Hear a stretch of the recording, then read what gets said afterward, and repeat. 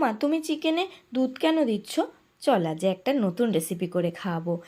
কড়াই বসিয়ে দিয়েছি, দিয়ে দিয়েছি 1 চামচ পোস্ত আর কয়েকটা কাজু, হালকা করে রোস্ট করে নামিয়ে নেব।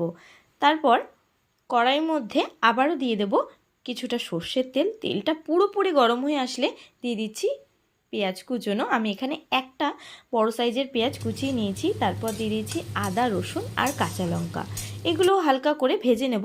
একটু লালচে হয়ে আসলে এরপর দিয়ে দেবো একটা বড় সাইজের টমেটো।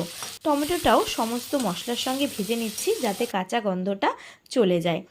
ভাজা হয়ে আসলে আমি নামিয়ে নিচ্ছি। এটা ঠান্ডা করে কিন্তু পেস্ট করে নেব। ঠান্ডা হয়ে গেলে আমি মশলাগুলোর সঙ্গে কাজু আর পোস্ত দিয়ে পেস্টটা তৈরি করে নিচ্ছি। একটা স্মুথ পেস্ট বানিয়ে নিয়েছি। এরপর একটা টিফিন বক্সে মাংসগুলো দিয়ে দিচ্ছি। আমি এখানে 300 গ্রাম চিকেন নিয়েছিলাম। এর মধ্যে দিয়ে দিচ্ছি স্বাদ অনুযায়ী নুন, হলুদ গুঁড়ো, ধনে গুঁড়ো, জিরে গুঁড়ো, লঙ্কার গুঁড়ো আর তারপর দিয়ে দেব পেস্ট করে রাখা মশলাটা। এরপর দিয়ে দিচ্ছি কিছুটা সর্ষের তেল।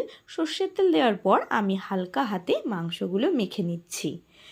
মাংসটা মাখা হয়ে গেলে তারপর দিয়ে দিচ্ছি কিছুটা দুধ, যাতে মাংসটা খুব সুন্দর সেদ্ধ হয়ে যায়। 2টো কাঁচা লঙ্কা আর ফ্লেভারের জন্য 2টো এলাচ, দারচিনি আর লবঙ্গ দিয়ে ঢাকনা চাপা দিয়ে দিলাম। এরপর একটা কড়াইতে একটা স্ট্যান্ড বসিয়ে আমি মাংসটা ভাপিয়ে নেব। 20 মিনিটের জন্য আমি মিডিয়াম ফ্লেমে রেখে মাংসটা ভাপিয়ে নিচ্ছি। তারপর ঠান্ডা করে নামিয়ে নিলাম। একেবারে রেডি আমার চিকেন ভাপা।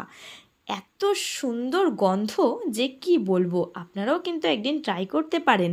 ভাত, রুটি, লুচি, ট্রাই করে কিন্তু জানাবেন কেমন লাগলো আজকের রেসিপি।